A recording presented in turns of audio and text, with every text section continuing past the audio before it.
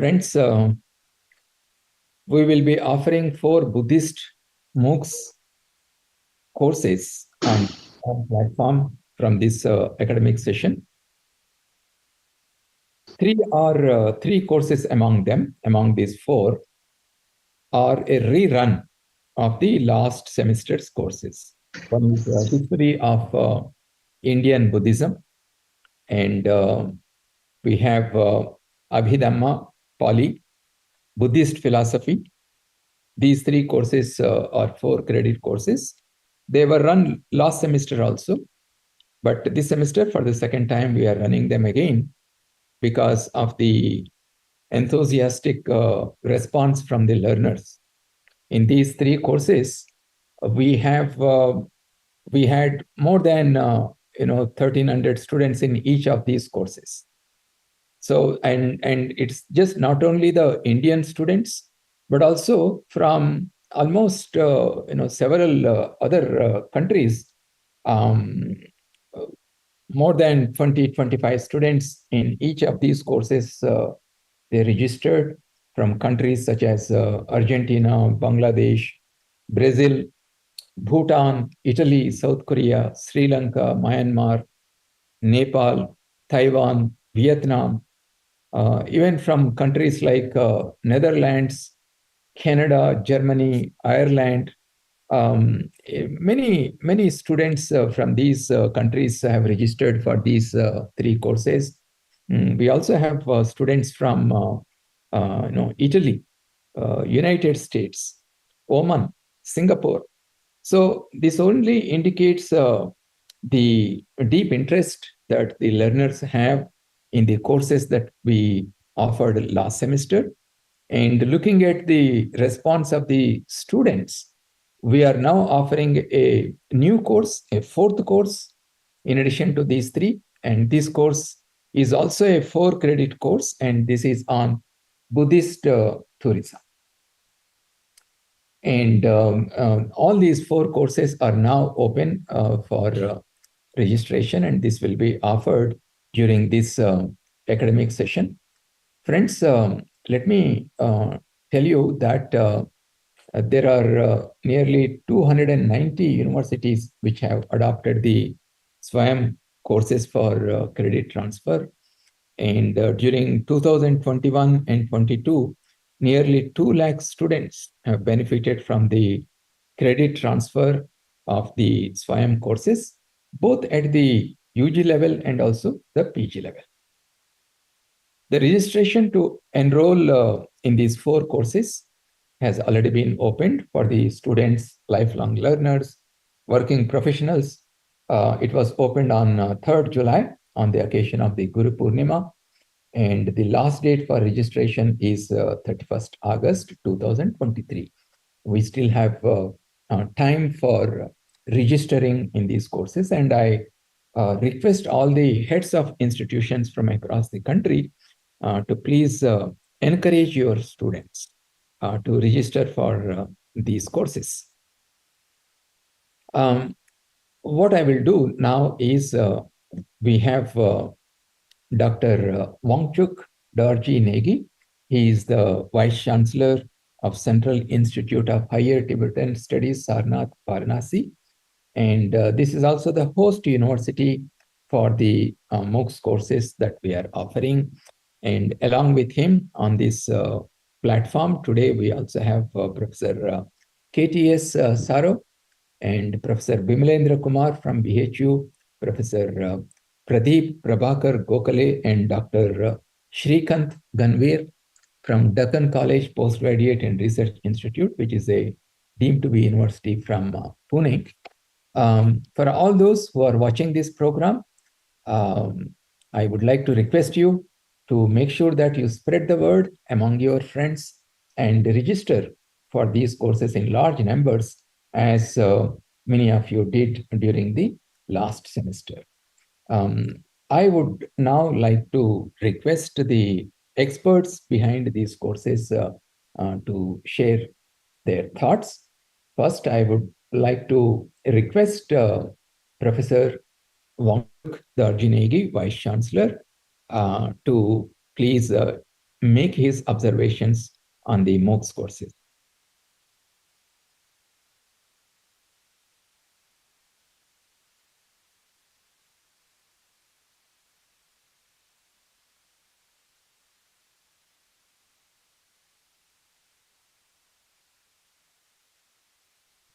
Sir, kindly unmute. Negi sir, kindly unmute.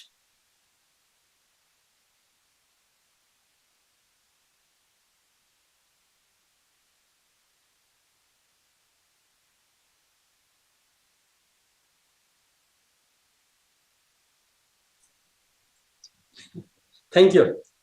Namo Buddhaya. Good afternoon to all.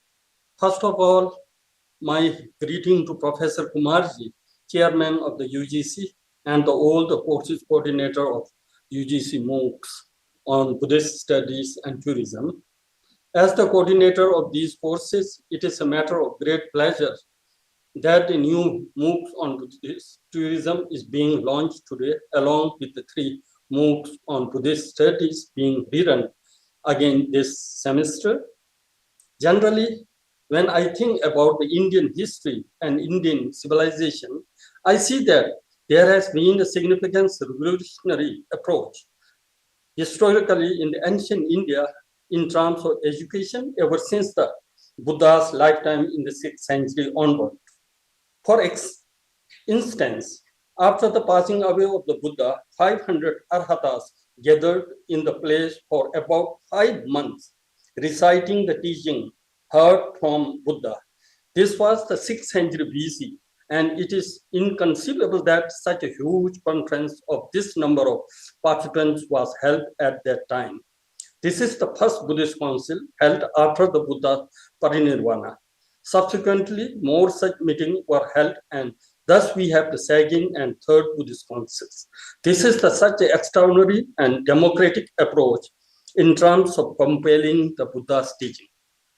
Buddha never emphasized the importance of external appearances and their distinctions. Because of that very reason, today we have various Buddhist traditions such as Theravada Buddhism, Chinese Buddhism, Japanese Buddhism, Tibetan Buddhism, etc.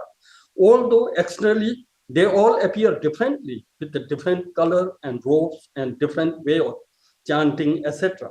Internally, they all practice the same teachings of the Buddha, such as 3 shikshas, Shil, Samadhi, and the Pragya.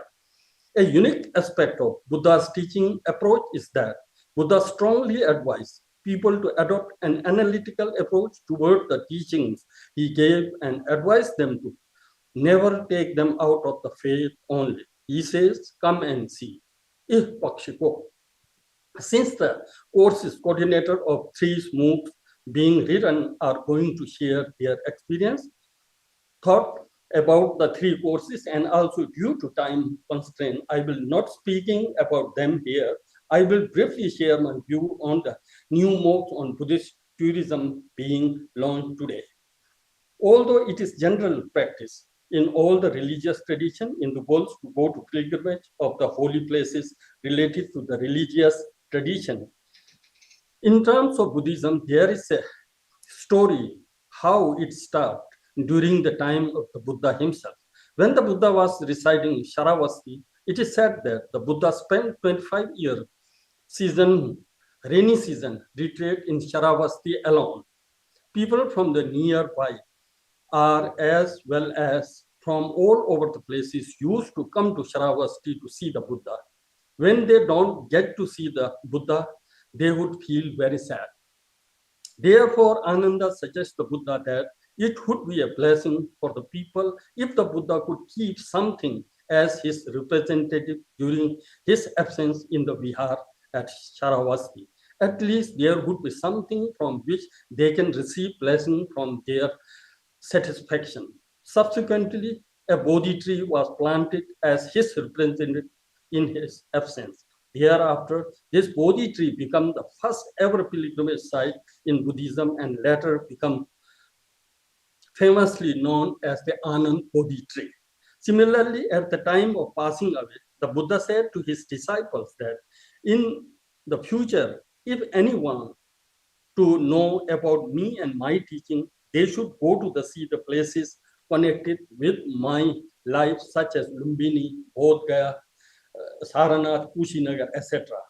The Buddha also said that when the people go to this place, it should not be just to see the places, but they should rather contemplate on the teaching that I have given. If they do so, the Buddha said, it would be a shame if they have seen him a person. Hence, it has been the tradition to go to these places on pilgrimage from the very time of Buddha himself. Consequently, many sublime beings from all over the places have stepped on these sacred Buddhist sites, and it is still being done. This, I think, is a part of one's practice of Dharma or a part of Dharma itself. Finally, in my opinion, what need to be done or practiced while visiting Buddhist sacred site, when visiting Lumbini, one should try to contemplate on the Buddha's teaching on the wheel of life. Bhava Chakra explain how one wandering in the cyclic existence from beginningless time. When visiting the Sarnath in Varanasi, a brief introduction of the Four Noble Truths should be given and contemplated. When visiting the Bodh Gaya, one could be introduced about the concept of Buddhahood and enlightenment from Theravada, Mahayana, and Vajrayana perspective. When the visiting Kushinagar, one could contemplate on the four seal of Buddhism, which is known as the hallmark of the Buddha's teaching.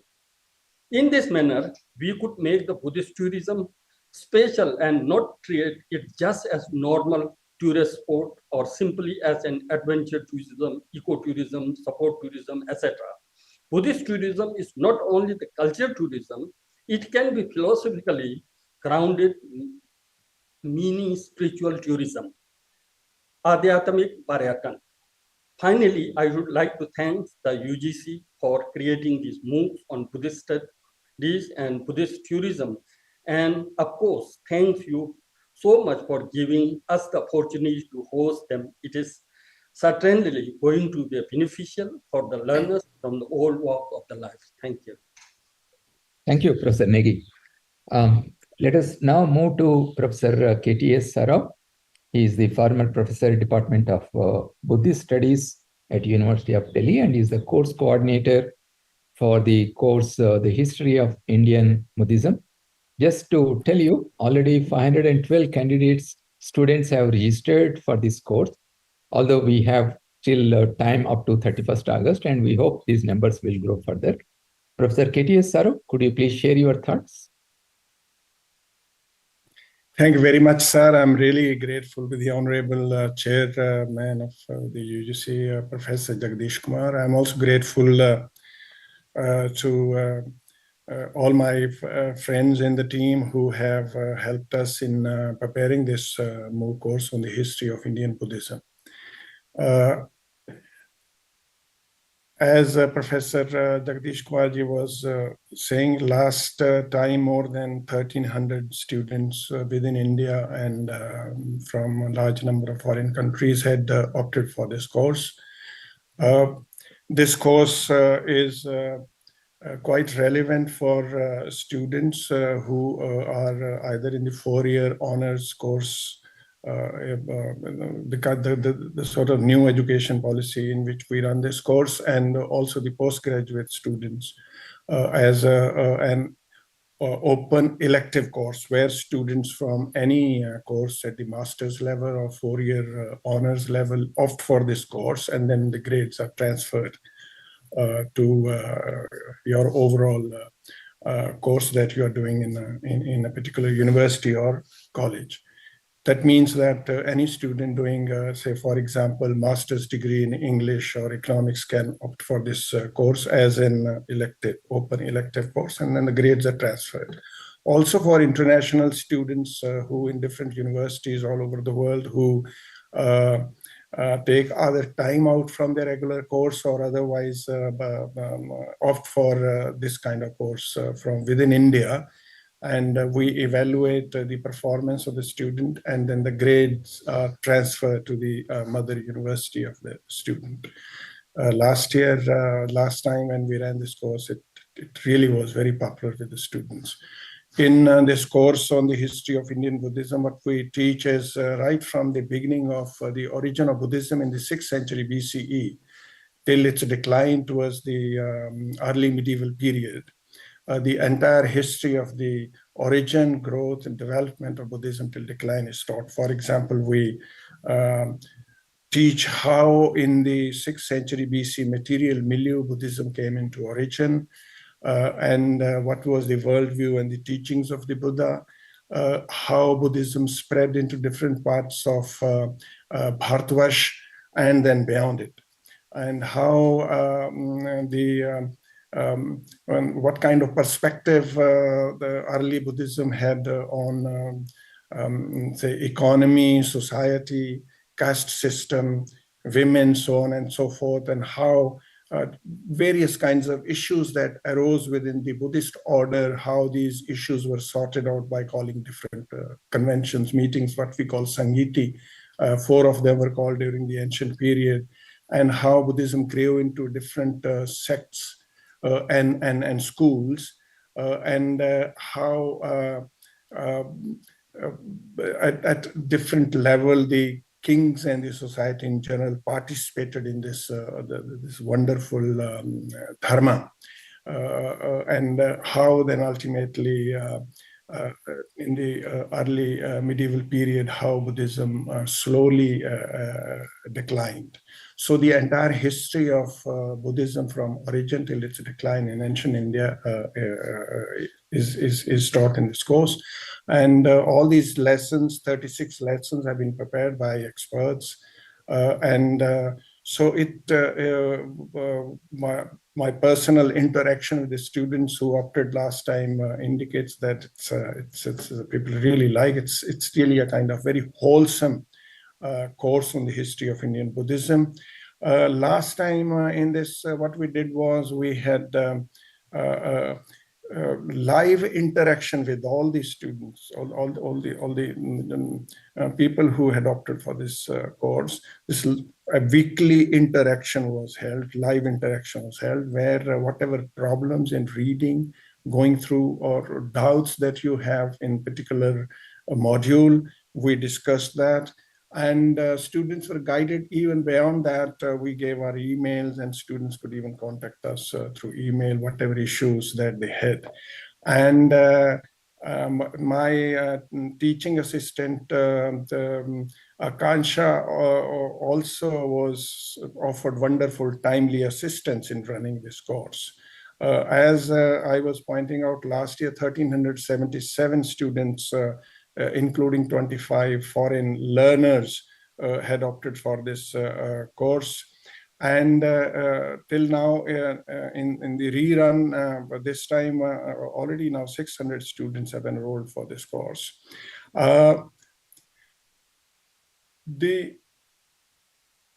The beauty about this course is that apart from the regular students in different universities who would like to opt for this course as an open elective course, this course is also very relevant for example, those people who would like to have general knowledge about Buddhist history. Also, this course is very, very relevant for those students who are preparing for different kinds of competitive examinations, especially the civil services examination. Almost everything pertaining to the history of Indian Buddhism has been discussed and given in these 36 modules that we have. So all those ladies and gentlemen who would like to opt for this course are most welcome. Thank you so much. Thank you, sir. Let me now invite Professor Pradeep Prabhakar Gokhale. He is the course coordinator for the course Buddhist Philosophy. And already 545 candidates have registered for this course. Professor Gokhale, please share your thoughts on this course. Thank you, Professor Jagadesh Kumar. Venerable Wangchu Dorje Negi, all other course coordinators, and all those who are attending this session. Thank you for attending this session. I am particularly, I will be talking about the course on Buddhist philosophy. with which I am related as a course coordinator. I mean, this is in Buddhist philosophy, there is a kind of diversity, and there is original Buddhism or early Buddhism, which is found in Pali literature. Then there different schools were formed in Buddhism, and they have their significant metaphysical views and epistemological views. Then we have also Buddhist epistemology and logic, which has a great contribution to Indian epistemology and logic in general. So that is an important part of Buddhist philosophy. And particularly the figures like Dingnag and Dharmakirti have contributed to logic and epistemology. So these are some of the important aspects of this course. It starts with early Buddhism, Pali Buddhism, then there will be many modules on different schools of Buddhism, and there students will be acquainted with, say, Vasubandhu and Dingnag, Nagarjuna, and Chandrakirti. So many stalwarts in Buddhist philosophy who have contributed to the development of Buddhist philosophy. There are separate modules on those Buddhist thinkers and philosophers. Then there is a complete credit on Buddhist epistemology and logic, where mainly Dingnag and Dharmakirti have contributed a lot. So the theory of pramanas and how it is, it can be compared with the famous Nyaya theory of pramanas. So in this way, there is a discussion of epistemology and logic. And a peculiarity, you can say, of this particular course is it does not deal with only the Buddhist philosophy as a matter of history, but also the contemporary development of Buddhist philosophy. There is many thinkers in different parts of the world have tried to face the challenge of modern, that is, they have given their thought to Buddhism, and they have tried to show how Buddhism is very much relevant, how Buddhism is very much contemporary religion. So in that, for example, from Thailand, Buddhadasa Bhikkhu, then from Sri Lanka, Anagarika Dharmapal, then H.H. the Dalai Lama, Bhikkhu Sangharakshita, Thich Nhat Hanh from Vietnam, and then Dr. B.R. Ambedkar and Satyanarayan Goenka. So different thinkers, they have contributed to Buddhism even in the 20th century. So there will be separate modules on their contributions and how Buddhism can deal with different issues in modern times. So in this way, we have in all 40 modules in this course, and they are divided into 4 credits. So as it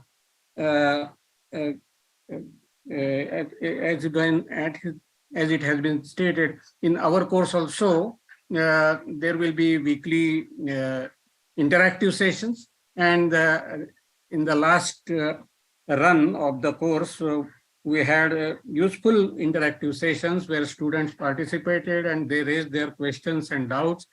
So I appeal to you that those who have already registered for this course, try to do it seriously with full attention and attend the interactive sessions on Sundays and ask your questions.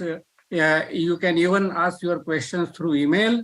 And this course being very diverse, so many different experts have contributed to course, this particular course. And so we have been inviting the relevant experts also to interactive sessions so that they can directly answer the questions raised by the students. Or suppose you raise your questions by email, then we can even transfer those questions to the relevant experts and solve your doubts. So even if sometimes you may find this course difficult or tough, because particularly this epistemology, logic, they are some of the sections are technical. Philosophy itself is a kind of abstract subject, and therefore there are many technical terms you will come across. So don't get frightened or nervous because of such difficult parts of it. You can freely ask your questions and get clarification from us and also from the other experts. Mr. Ashish Sangle, he is the teaching assistant for this particular course. So you can address your questions and even technical questions if you have any, you can address them to him and do attend the, now this is being launched, so every week 2 or 3 modules will be uploaded, and there will be videos and also the written content. So go through them and also actively participate in this particular course. So thank you very much. I welcome you all. Right. Thank you, Professor Gokhale. The next course is Abhidhamma in Pali. This is also a popular course. Already 415 candidates have enrolled in this course for this academic session. I request Professor Bimlendra Kumar to share his thoughts. Honorable Chairman, Professor Jagadesh Kumar, Honorable Chief Coordinator of our course, MOOC course on Buddhist history, all course coordinators and teaching assistants, and all Honorable Vice Chancellors and the professors who have joined this session. It is really a pleasure for me to interact or share some of the views. Last time we had more than 1,000 students in our course, and we were holding our weekly interactions, live interactions, in which more than 20-25 students were putting their questions. The most wonderful of this course was that students from Japan, Sri Lanka, Thailand, Myanmar, they had especially joined for this Abhidhamma. Abhidhamma is the excellent and profound teachings of the Buddha. And this course has been designed for the first time in India, as well as in all the Southeast Asian countries. This is excellent, profound teachings of the Buddha, which has not been taken by international scholars also. So international scholars are also attracting towards this course. And they are joining our course also. And through the live interactions, they were putting their questions, and we were solving their problems also. This course is designed that those who are interested, that what are the ultimate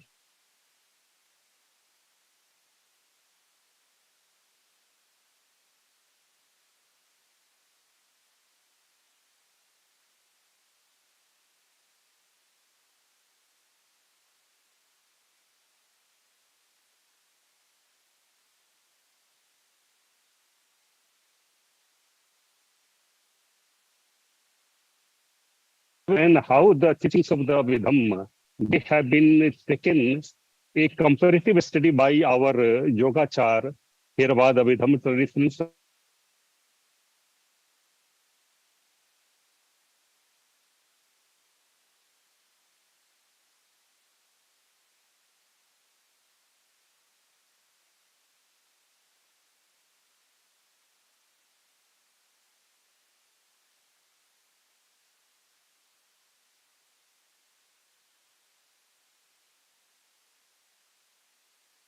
Bimlendra sir, could you please put off your video and then speak?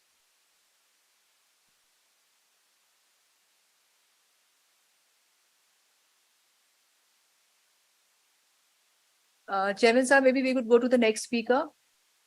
Right, we'll go to the next speaker.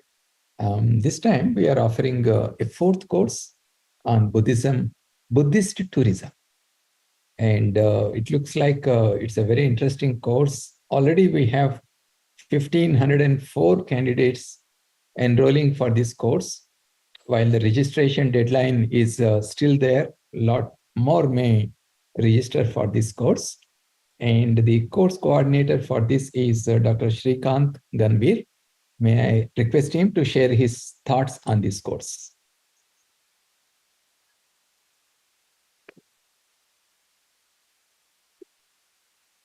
Honorable Chairman of the UGC, Professor Jagadesh Kumar sir, Honorable Vice Chancellor and Chief Coordinator of the course, Venerable Negiji, Professor Pradeep Gokhale, Co-Coordinator of the course, the Office Bearers of the e-content of the UGC, all Honorable Vice Chancellors and friends. It is indeed great opportunity offered by the UGC, for which I would like to express my sincere thanks to the Honorable Chairman of the UGC as well as the expert committee. So the course Buddhist tourism is a really fascinating, as it is of its first kind, which covers not only the famous or the World Heritage UNESCO sites, but also the sites which are hardly visited by any tourist or visitor. The course is divided into 4 credits, and in each credit, an attempt has been made to cover not only the famous site but also less known sites which have potential for the tourism development. So the sites across the country, from the Gujarat to Northeast India, from Northern India to the Peninsular India, have been covered. So in the first credit, the Astamahasthanas, so the 8 important sacred sites which have been mentioned by Honorable Negiji have been covered. And in the second unit and the next 3 units, we have made an attempt to cover the Buddhist sites of North India, Central India, and interestingly, the sites of South India. So the sites of the Deccan region, and especially the states like Andhra Pradesh, Telangana, Karnataka, have not been become as important tourist sites as far as the Buddhist heritage tourism is concerned. So the sites from Andhra Pradesh, such as Salihundam, Thotlakonda, Bavikonda, Guntapalli, and then Nelakondapalli, Hanigari, all such sites have been covered. They have their archaeological, historical, as well as the heritage importance have been discussed in detail, and as well as an attempt has also been made to briefly introduce the tourist facilities, so that the not only the young generation but also the senior citizens who are interested in a heritage tourism will make an attempt to visit the sites. What is fascinating to see that besides the undergraduate and the postgraduate students, the senior citizens have also contact either teaching assistants or me for showing their interest. So it shows that this course, although mainly the meant for the UG and the PG student, but it does not have a kind of any boundary for the age, and senior citizens, not only in India but outside of India, have also registered for the course. Until the date, 1,710 participants have enrolled, and I hope that in the future, many more are going to join.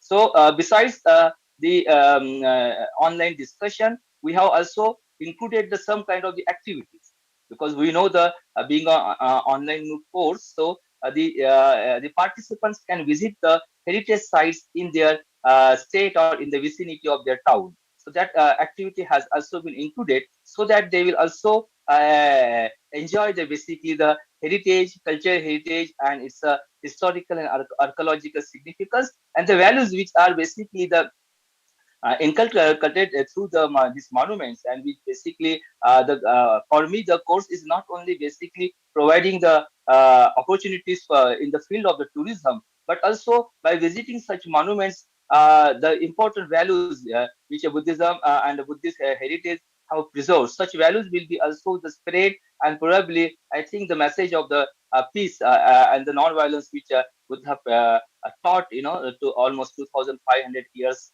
before, will be also the spread through the visiting these monuments. I again extend my sincere thanks to the Honorable Chairman of the UGC and the entire e-content team, and the 2 teaching assistants, Akansha Singh, PhD research scholar from BHU, and Oshin Bum, a PhD research scholar from Deccan College, postgraduate and research institute, who have been helping me and contacting the each and every person, especially the senior citizens, when they found any technical issues, for example, the ABCID and other. So all this teaching system as well as the technical team of the UGC are helping. So I express my thanks to them. Thank you, all of you. Thank you, sir.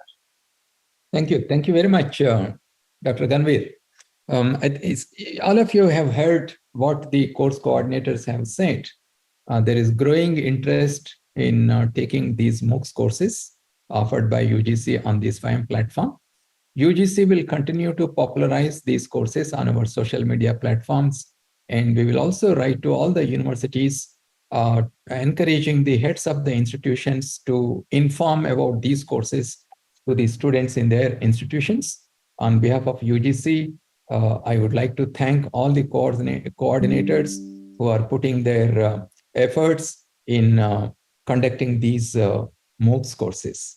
So with those comments, I would like to also thank all the participants who are here on this Zoom platform, and also those who are watching on our social media platforms. See you again.